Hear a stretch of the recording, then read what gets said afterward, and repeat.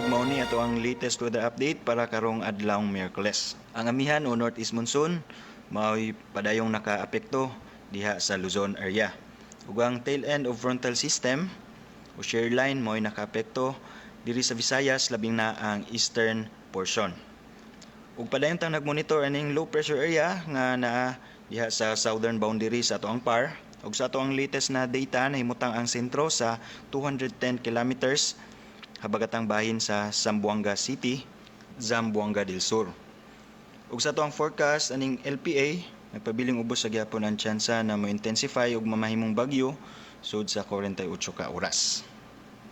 Maong sud sa 24 oras, ang Eastern Visayas makasinati sa malagumon nga kalangitan ug naay mga katag nga hinay ngadto sa kasarangan ug naay okasyon nga kusog na mga pag-ulan mugna aning tail end of frontal system.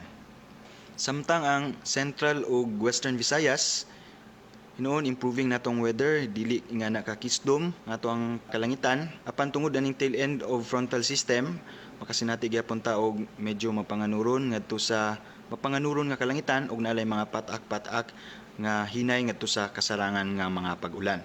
Para sa dugang updates, bisita ato ang official website ug mao na ato ang latest gikan diri sa buhatan sa Pag-asa Mactan, Visayas DOST. Kini si Joseph Merlas, maayong adlaw.